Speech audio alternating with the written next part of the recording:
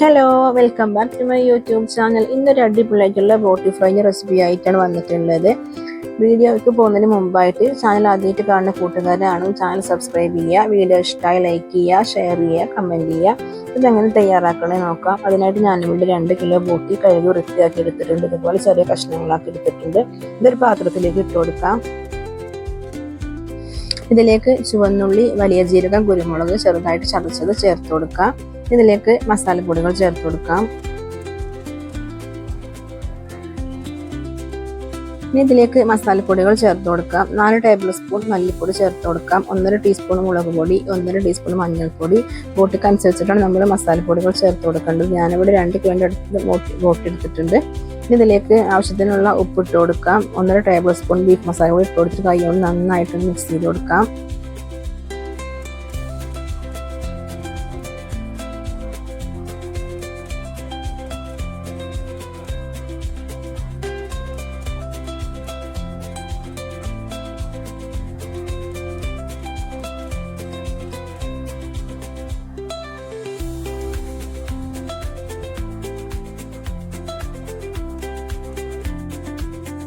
നന്നായിട്ടൊന്ന് മിക്സ് ചെയ്ത് കൊടുത്തിട്ടുണ്ട്. ഇതൊരു കുക്കറിലേക്ക് ഇട്ട് കൊടുക്കാം.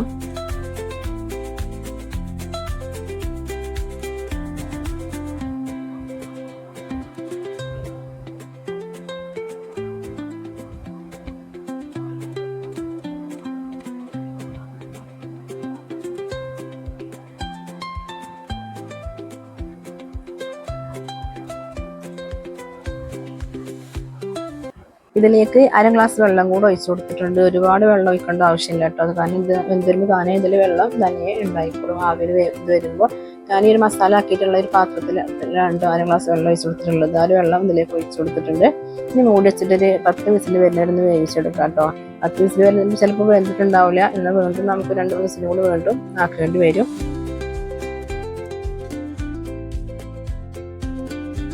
ബോട്ടി വേവുന്ന സമയം കൊണ്ട് നമുക്ക് ഇതിലേക്കുള്ള മസാല തയ്യാറാക്കി എടുക്കാം. പാനിലേക്ക് വെളിച്ചെണ്ണ ഒഴിച്ചു കൊടുക്കാം. 1 സ്പൂൺ ഉലുവ ചേർത്ത് കൊടുക്കാം. ഉലുവ നന്നായിട്ടൊന്ന് കളർ മാറി വന്നാൽ വലിയ ഉള്ളി, പച്ചമുളക്, കറിവേപ്പില ചേർത്ത് കൊടുക്കാം.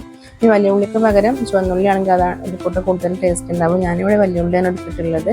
നന്നായിട്ടൊന്ന് വഴറ്റി കൊടുക്കാം. നന്നായിട്ട് വഴന്ന് വന്നാൽ ഇതിലേക്ക് ഇഞ്ചി, വെളുത്തുള്ളി ചെറുതായിട്ട് കട്ട് ചെയ്തത് ചേർത്ത് കൊടുക്കാം.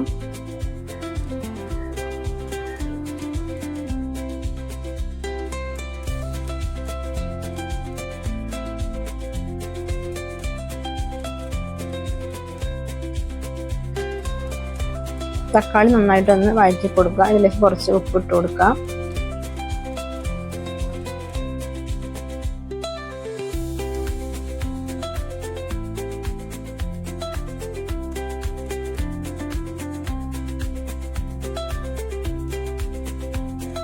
തക്കാളി നല്ലപോലെ വഴന്നു വന്നിട്ടുണ്ട്. ഇതിലേക്ക് കുറച്ച് ബീഫ് മസാല ഇട്ട് കൊടുക്കാം.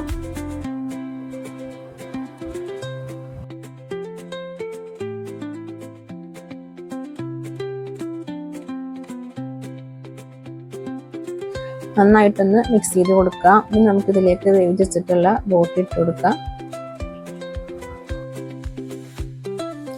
ബോട്ടി നന്നായിട്ട് വെന്തിട്ടുണ്ട്. ഇനി നമുക്ക് മസാലയിലേക്ക് ഇട്ട് കൊടുക്കാം. നല്ലപോലെ ഒന്ന് മിക്സ് ചെയ്ത് കൊടുക്കാം.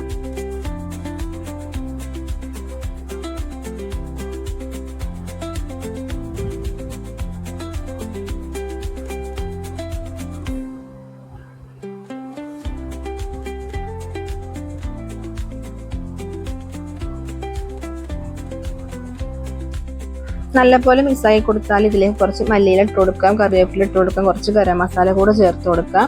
എരിവ് കുറവാണെങ്കിൽ കുറച്ച് കുരുമുളക് പൊടി കൂടെ ചേർത്ത് കൊടുക്കാം. അപ്പോൾ നമ്മുടെ കിടിലൻ ബോട്ടി ഫ്രൈ തയ്യാറായിട്ടുണ്ട്. എല്ലാവരും ട്രൈ ചെയ്ത് നോക്കുക. വീഡിയോ ഇഷ്ടമായി ലൈക്ക് ചെയ്യുക, ഷെയർ ചെയ്യുക.